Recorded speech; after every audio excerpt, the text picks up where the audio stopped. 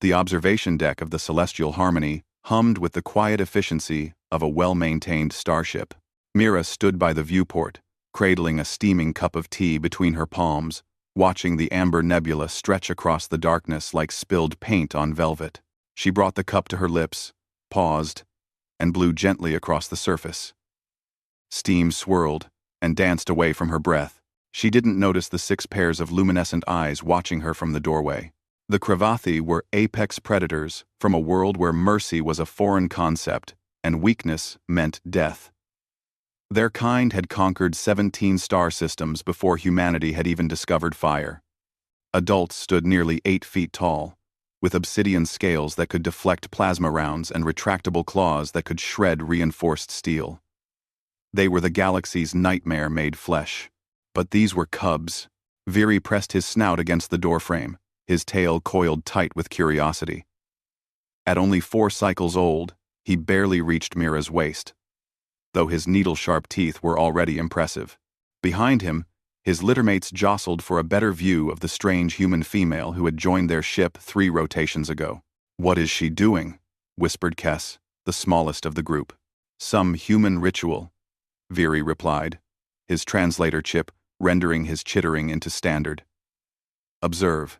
Mira took a careful sip, smiled with satisfaction, and set the cup down on a nearby console.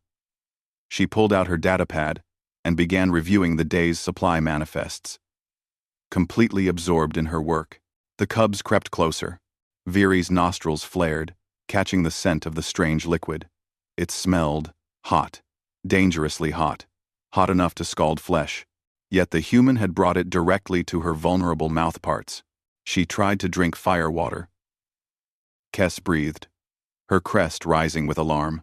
"No, no," Viri corrected, his analytical mind piecing together what he'd witnessed. "She performed the cooling breath technique. Watch, she does it again." Mira, feeling the chill of the recycled air, picked up her tea for another sip. Once more, she blew gently across the surface before drinking. The cub's eyes widened in unison. "The human has mastered thermal manipulation," Viri announced, with the absolute certainty only a child could possess. "She cools dangerous substances with her breath alone." This revelation rippled through the young Cravathi like electricity. Humans were already strange, soft-skinned, slow, unable to see in proper darkness. But this was a technique worth learning. Ship's Captain Thexiril received the first complaint 2 hours later. "The human has been teaching the cubs improper techniques," hissed Matron Vess, her tail lashing with agitation. I caught Viri attempting to cool his nutrition paste by blowing on it. Nutrition paste! It served at optimal consumption temperature. Thexiril's secondary eyelids flickered with what might have been amusement. "And this concerns me? Because now all the cubs are doing it. They're blowing on their food, their water, their bedding." Little Kess tried to chill her own reflection in the mirror this morning. The captain made a notation on his command tablet. "I will speak with Specialist Mira." Mira looked up from her engineering diagnostics when the captain's massive form filled her workspace doorway.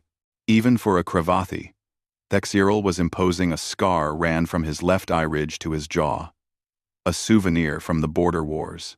"Captain," she acknowledged, setting down her tools. "Specialist Mira. It has come to my attention that the cubs have been observing you." She blinked. "Observing me? They believe you possess the ability to manipulate temperature with your breath." His translator rendered his tone as deadpan. But Mira caught the subtle quiver of his crest that indicated Cravathi humor. "They are now attempting to cool everything they encounter by blowing on it." Understanding dawned on Mira's face, followed immediately by a smile she tried valiantly to suppress. "Indeed. Captain, I should explain to them." "No." Thexiril raised a clawed hand. "The matron believes this is a teaching opportunity. The cubs must learn to question their assumptions and verify their observations. You will continue your normal activities. We will see how long it takes them to understand their error." Mira's smile widened. "You want me to keep drinking tea?" I want you to be yourself specialist. The cubs need to learn that not all techniques translate across species. He paused at the doorway. Though I admit, their dedication is admirable. Veery has been practicing for 47 minutes straight. 3 days later, Mira found Veery in the mess hall, huffing and puffing at a bowl of cold fruit gel with such determination that his small chest heaved with effort. She sat down across from him. Veery, can I ask what you're doing? The cub looked up, his crest drooping with exhaustion. Practicing the cooling breath. But, his voice dropped to a whisper, it doesn't work. I've been trying for 3 days. Even on things that are already cold. Mira reached out slowly. The cubs had learned she meant no harm, and gently touched his scaled snout. Veery, I wasn't cooling my tea with magic or special techniques. I was just blowing on it because humans can't drink liquids as hot as Kravathi can. Our mouths are more sensitive. I blow on hot things to cool them just a tiny bit. It's physics, not power. Veery's eyes whirled with confusion, then understanding, then something that looked suspiciously like embarrassment. So, you're just weaker than us? In that way, yes. The cub sat back, processing this. Then his crest rose with a new thought. But you knew the fire water was too hot before it hurt you. You tested it with your breath. That's tactical assessment. Mira hadn't thought of it that way. I suppose it is. And you didn't complain that the temperature was wrong. You adapted it to your needs. Veery's tail began to sway, a sign of excitement in young Kravathi. You performed a field modification of environmental conditions, using available resources. That's a very fancy way of saying I blew on my tea, Veery. But the cub wasn't listening anymore.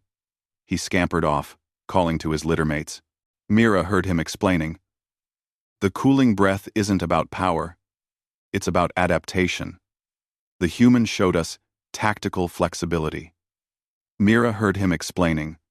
The cooling breath. The human showed us tactical flexibility. Captain Thexiril appeared beside her table, 2 cups of tea in his massive claws. He set one in front of her. You've created a new training philosophy, he rumbled. The matron is furious. The cubs now question everything and test their assumptions constantly. Mira picked up her tea and blew on it carefully. Is that such a bad thing? The captain's crest rose in what Mira had learned was a Kravathi smile. For a species bred for conquest? It might be the best thing that ever happened to us. Through the mess hall window, they could see Veery demonstrating to his littermates not the blowing, but the careful observation, the testing, the thinking before acting. Mira sipped her tea and smiled. Sometimes the smallest gestures taught the biggest lessons.